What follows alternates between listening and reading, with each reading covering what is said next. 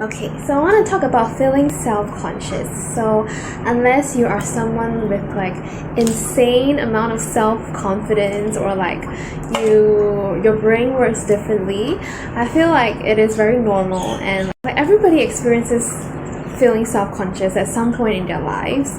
And I think it's the most strong when we are like in our teens and we are still forming our identity and we're just really scared of how people perceive us and of how we are getting perceived. And that's different from like, let's say when you're older, you're like almost to your deathbed already and you just feel like nothing really matters anymore. You don't really care much about people's opinions or judgments of you anymore, and there's just much more freedom in that when people who are older or like just more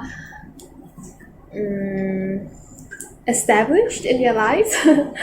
But you don't only get to be free from worries and concerns that you have over how other people will perceive you only when you get older, only when you're like, I don't know, in your 70s and you have wrinkles on your face, you have knobbly knees and everything. You can experience not caring or not caring about other people's opinions of you like right now, right this instant. And you do that by becoming self-aware. You do that by creating more awareness in yourself, more self-awareness. And self-awareness and feeling self-conscious is two very different things, even though they may sound a little bit similar in terms of the meaning of the word, but it's very different, at least in my definition of it. So when we think about self-consciousness, of feeling very self-conscious, it's more like you're very aware, or you're very hyper aware of yourself. You're very aware of all your actions, your words, how you appear to other people. And from this sort of hyper self-awareness, you judge yourself, or you believe that other people is judging you. You're thinking, oh, what if you're worrying how other people are like perceiving you, judging you, and it doesn't make you feel good inside. You're always like frustrated, you're always like very scared, you're always in feelings of anxiety.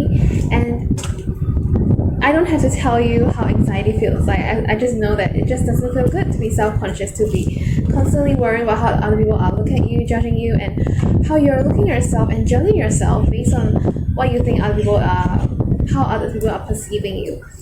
And the only cure for self-consciousness, for feeling self-conscious, is to become self-aware. And self-awareness to me is more of like a passive sort of state. It's a state where you are just quietly observing yourself. You're quietly observing your thoughts, your actions, your words, and without any hint of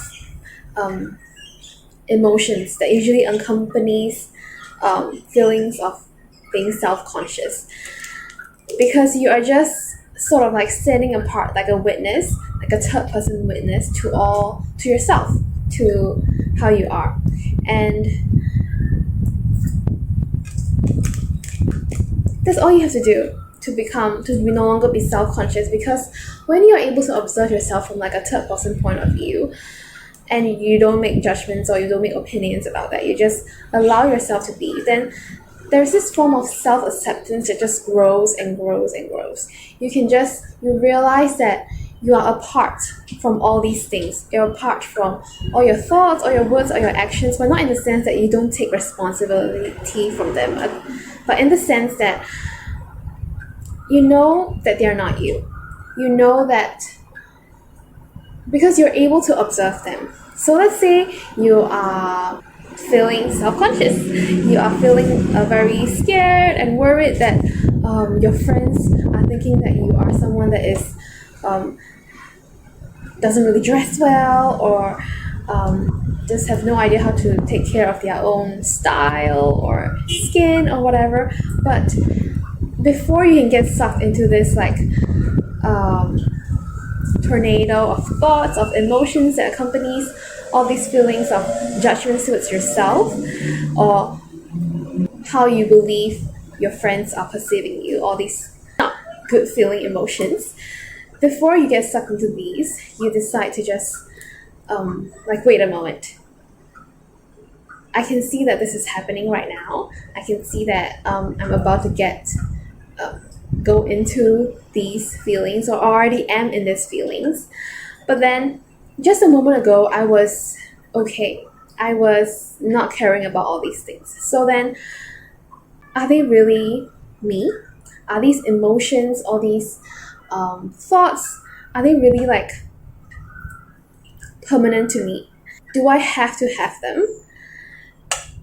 You start to like have all these questions. You start to question them, and to be able to question them, you have to be a little bit apart from it. You have to be a little bit away from all these things, because suddenly you become the witness to them. You're like, wait a minute, I see all these things.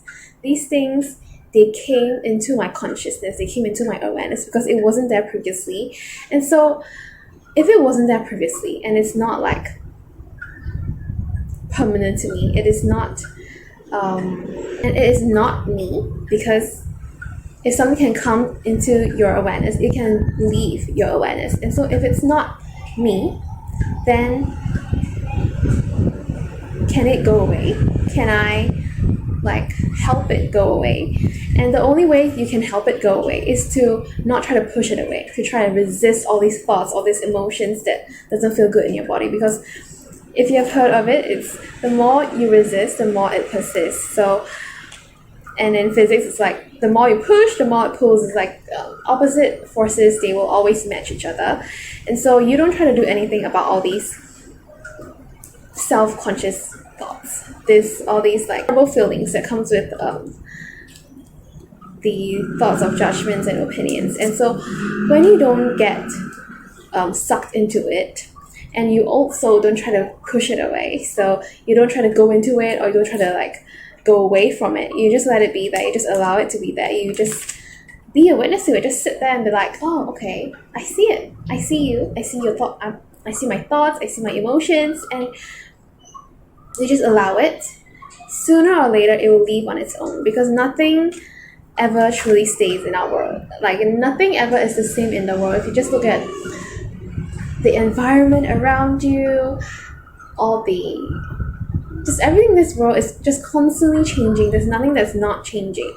And so if you don't like push or pull it away from you, all these thoughts and emotions, they will just naturally go away on its own. It's the nature of how they are. It's the nature of our world that they will leave, that they will change. And after they change, and you're like, oh, okay, so this is it, that's enough. So they are not that significant, even though like if you get sucked into it, suddenly it seems all these thoughts and emotions are like so significant to you. You're so sucked into it, and it's like you become one with all these terrible feeling, thoughts and emotions. But once you know that I don't have to get sucked into it, that I can be a witness to it, I can just be like a companion to it, I can just sit there and just, okay, I accept you, I allow you, then it will just leave on its own. And the more you do it, the more you become a witness to all your thoughts and emotions. And it doesn't have to be just like during when you're self-conscious. It can be like whatever experience you're going through that's eliciting any sort of emotion, and you can be happy, can be sad.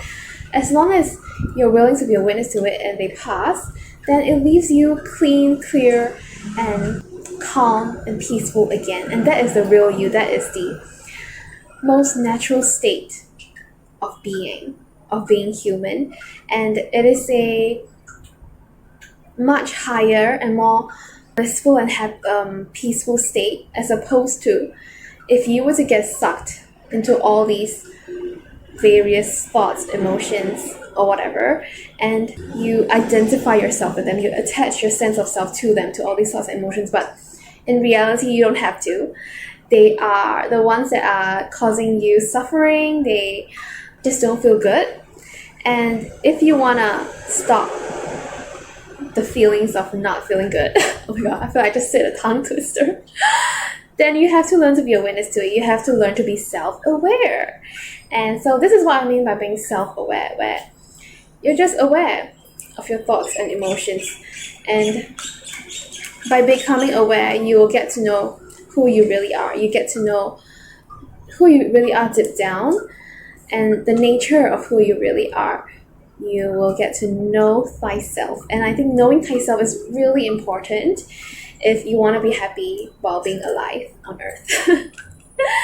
And so this is my end all be all cure to feeling self-conscious, to feeling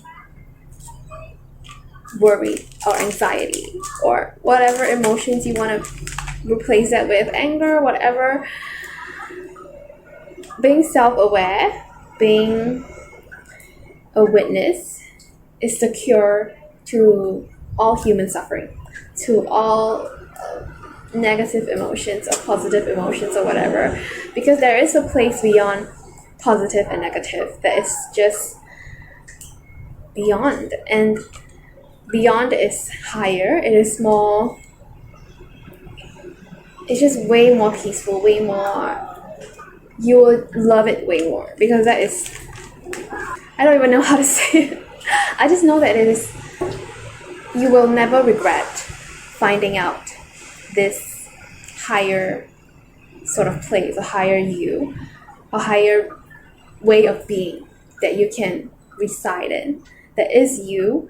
And so yeah, that's my cure to being self-conscious. And I know, like, I feel like every time I look back, I feel like I'm repeating myself quite a bit.